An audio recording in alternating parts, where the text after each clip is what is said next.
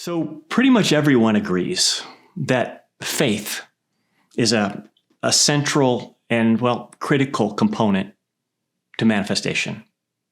In fact, Neville Goddard, one of the world's most powerful teachers of manifestation, defined faith this way: as the loyalty to the unseen reality. And he agreed it was an absolutely necessary component to being able to manifest what you want in life. And here's why. We need to remember that your role is to command what is manifested. And of course, we do that through populating that mental space of imagination with the belief that we already have what we want. And then your mind is connected to the divine mind, which is the creator of all things. And the divine mind then creates what it is that has been commanded. And of course, the material world then displays the result or displays the manifestation.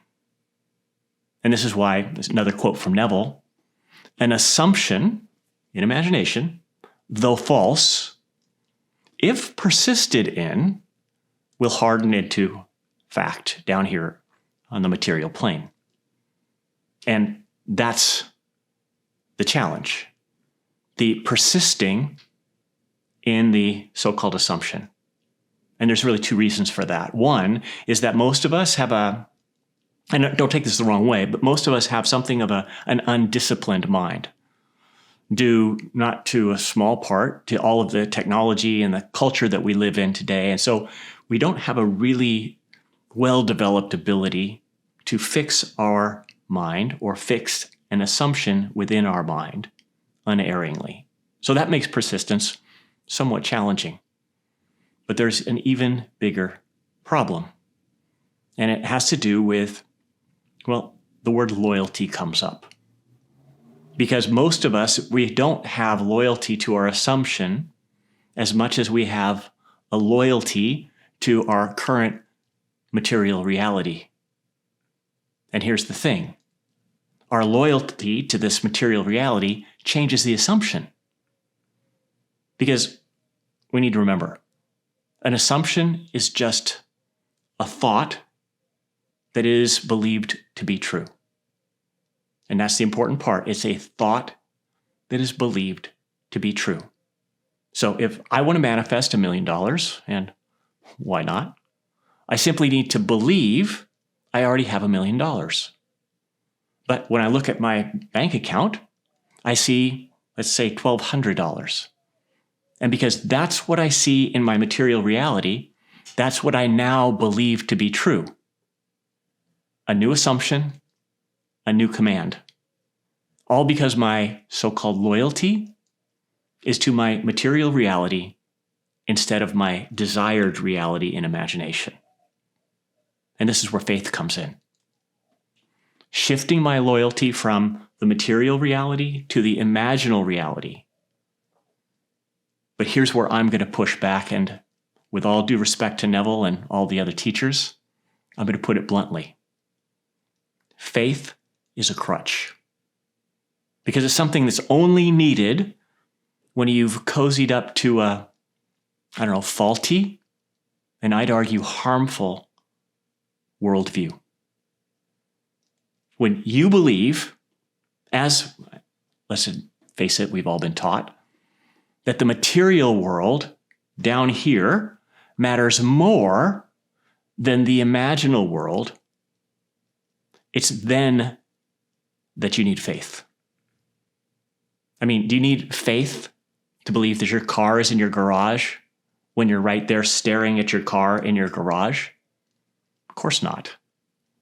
Because your car is physically in your garage. But stand in an empty garage and imagine your car to be sitting there in front of you. How much faith do you need to remain loyal to that reality? A ton, right? But we really need to ask why. I mean, there is a real car in your imagination. So why is it so hard to believe it to be true? And here's the argument. It's because your definition of real is off. Material is real, your brain tells you. Imaginal is fake. It's just your imagination, at least if you're like most of us. So even though the material car and the imaginal car are equally real, your loyalty to the material makes it almost impossible to persist in the assumption in imagination, especially when the material world disagrees with it. And that's true no matter how much faith you throw at it. So here's the real problem. We've been taught to prioritize material reality down here as more important than imagination. And we live in an entire society that prizes the tangible world and dismisses the imaginal as fantasy. That's just your imagination, or you need to get back to reality, we're raised hearing. It's as if imagination was less important than 3D material. But here's the truth. While imagination is undeniably more ethereal, or we could also say less tangible than material reality, it's no less important. In fact, I'd argue it's more important, way more important. Why? Because imagination is the cause of 3D. It's the cause of what you're experiencing down here in the material plane. And if you want to change anything, you got to go to the cause. I mean, think about it. When you're at home listening to music and you want to listen to a different band, do you just start swatting at the sound waves, or do you get up and change the record playing on the turntable? And of course, you change the record. Why? Because you know the record is the cause of the sound waves. And so it goes with manifestation and our material reality. You have to go to the cause if you want to change it. But this is the problem, because we've been taught that the material world is more important.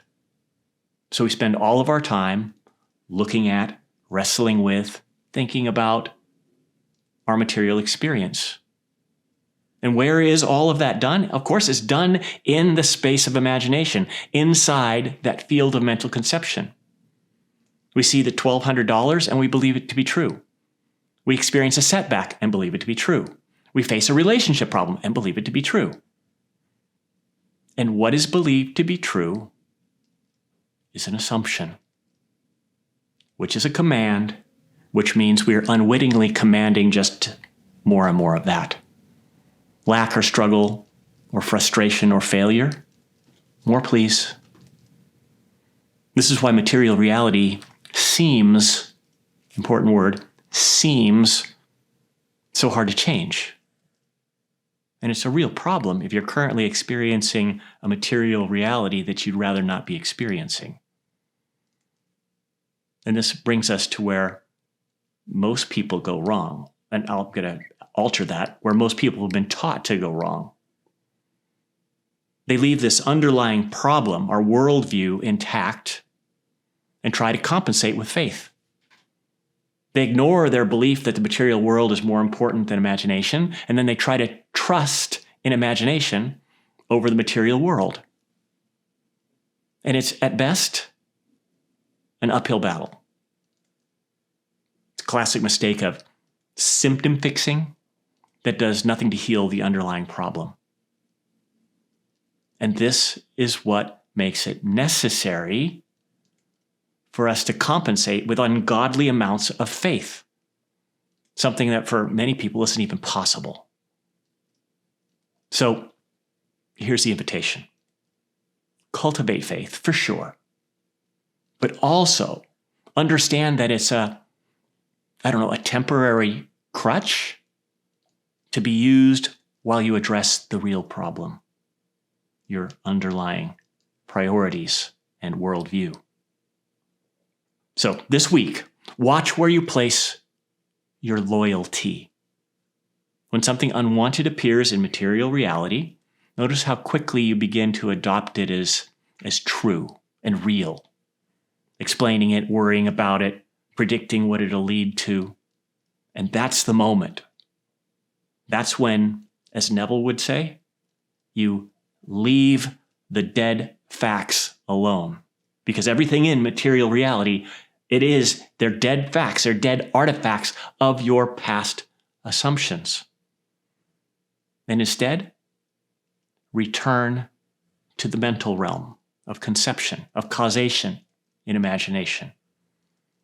Not because you're pretending the material world isn't real, but because you finally understand which one is cause and which one is effect. This is how we become confident creators of our preferred reality. So, thanks for being here. And as usual, please like and subscribe. It helps to get the word out. And if you know anyone who might benefit from this, please do share. Oh, and if you want to go deeper with these teachings, there's a way to do that in the description. So, until next time, go have some fun.